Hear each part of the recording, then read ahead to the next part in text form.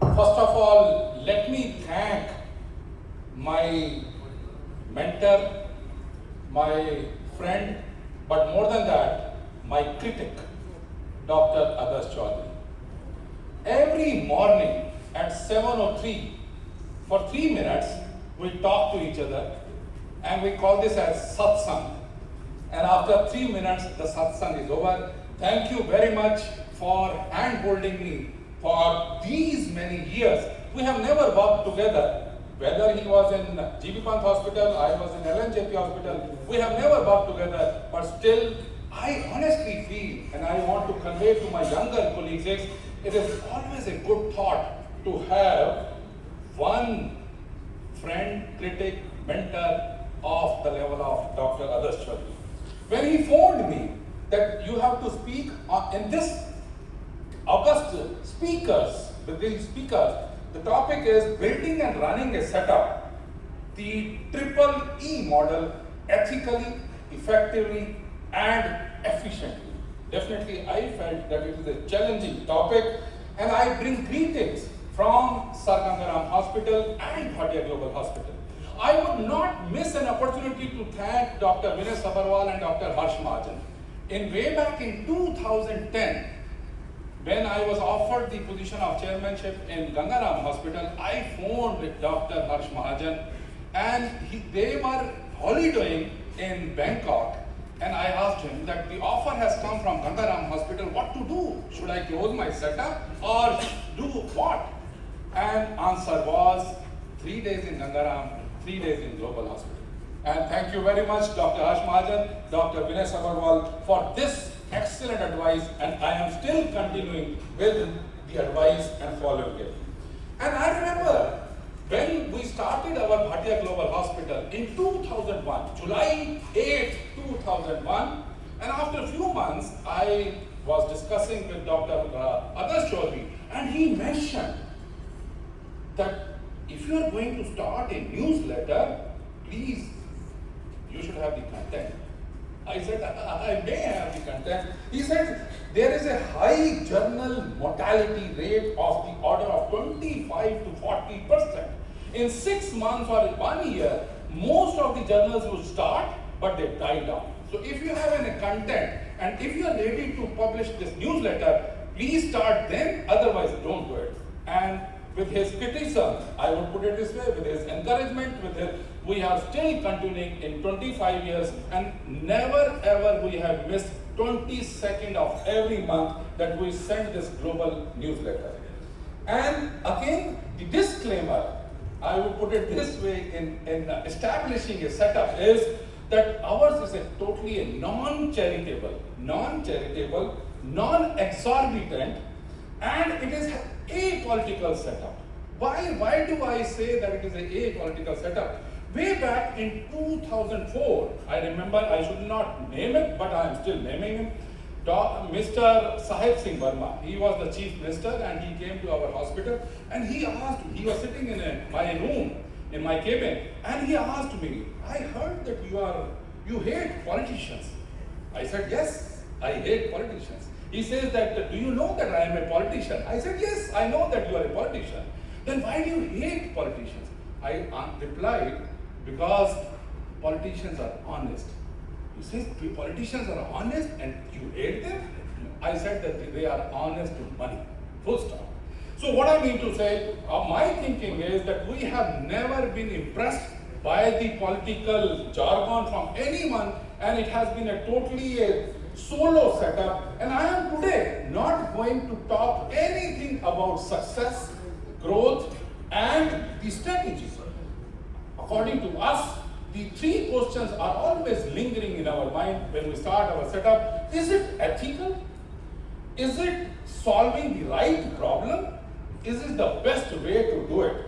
And for this, for example, I will always say that when we were building, and we took around 2 years, it was a great thought, and that has been ingrained into my Gairai and Salkai, that ultimately it has to be ethical. If, for example, there is a contractor who wants to build it very fast and give you a result, no, it is going to collapse in 3 years or 4 years.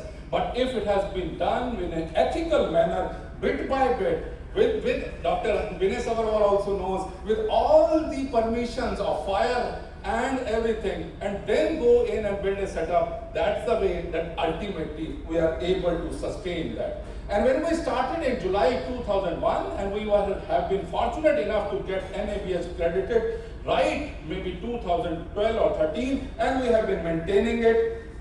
In my reception area, this is the one statement which honestly had penetrated into me, and that was culture eats strategy for breakfast.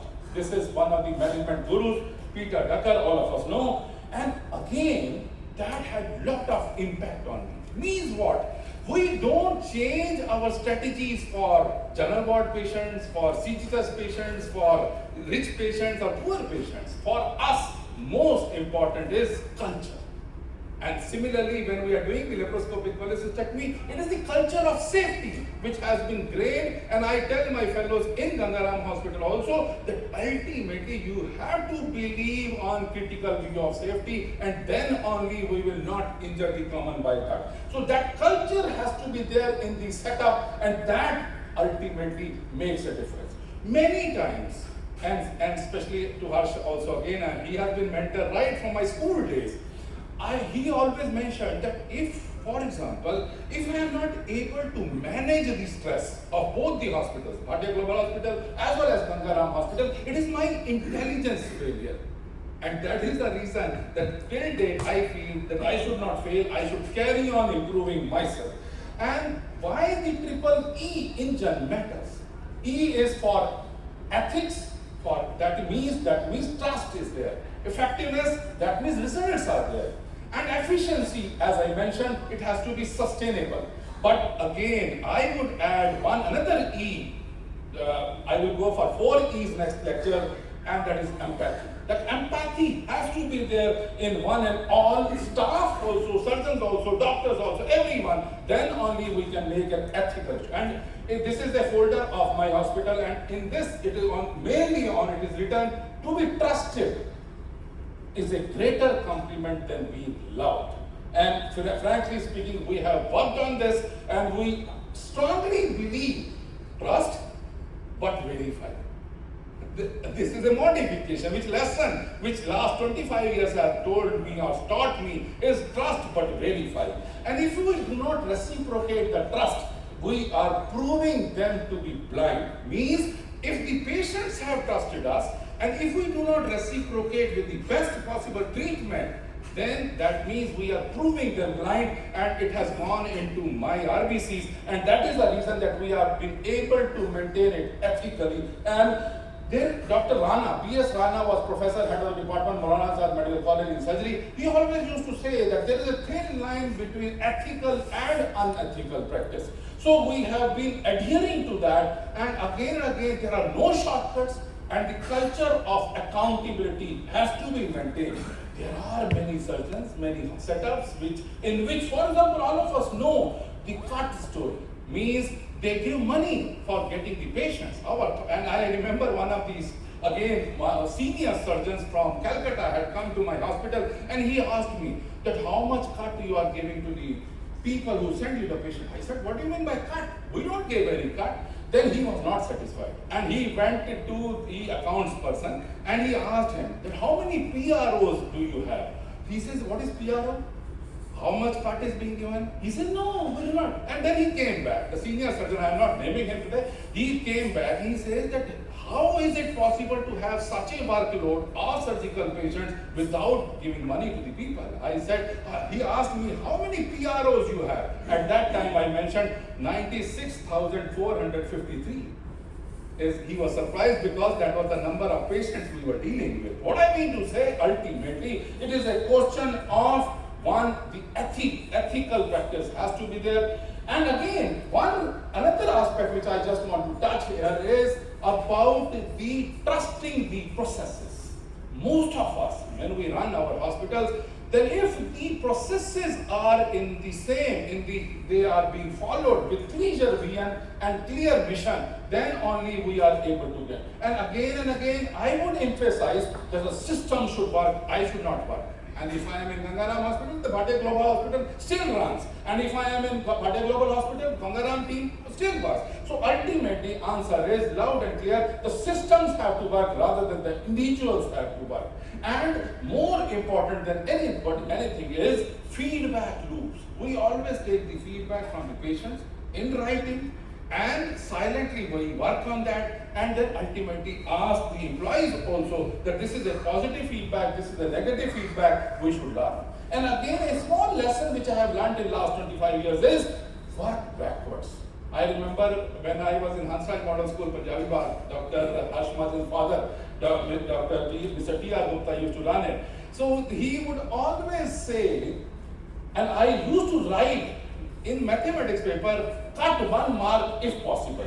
And they were surprised that how can person be so confident to cut 1 mark if possible, because I was working backwards. Means I was attempting the question from top to bottom, but I was checking it from bottom to top. And if I reach the equation, that means I was absolutely right. So again and again, I would say that for the staff also, it does not mean that they should be busy. No, they should be productive.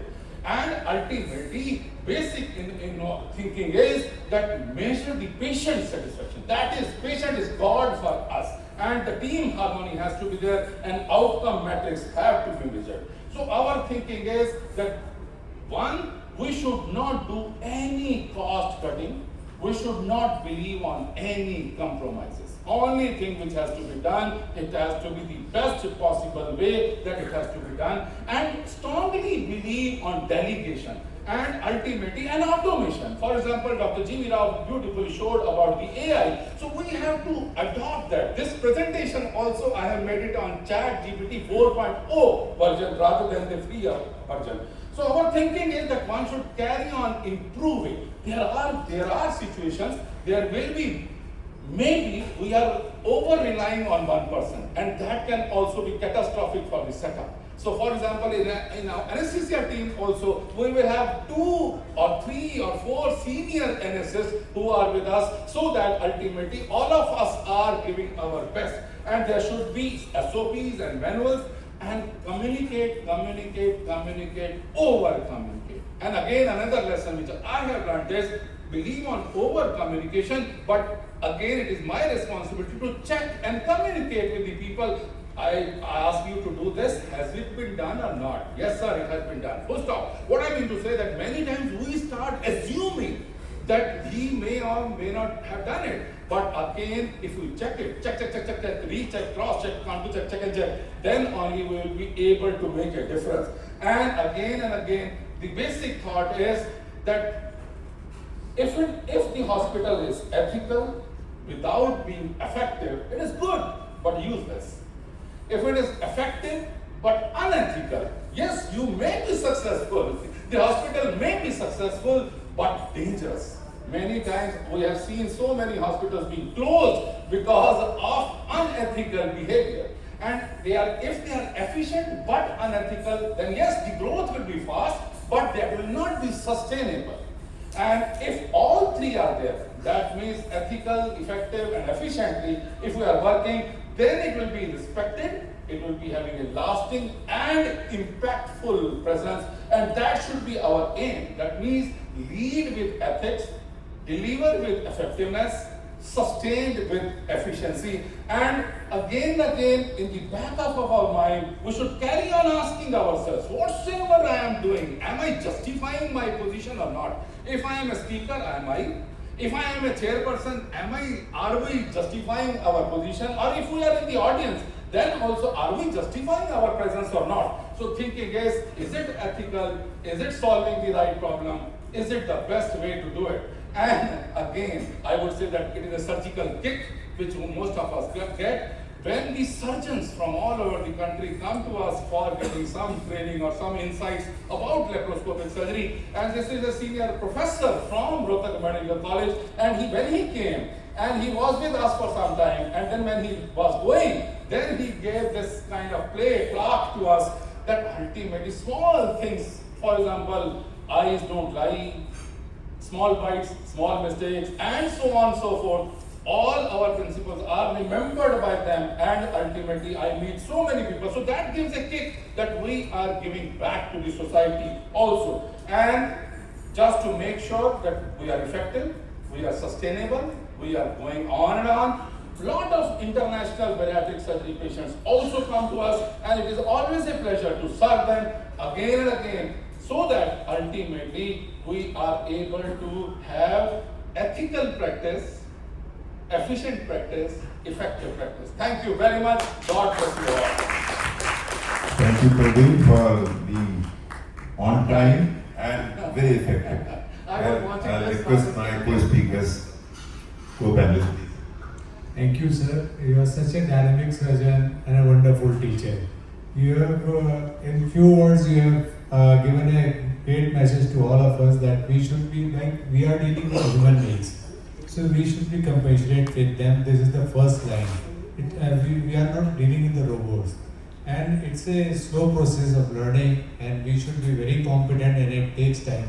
I have seen the journey, your journey, Dr. Adarsh, your journey.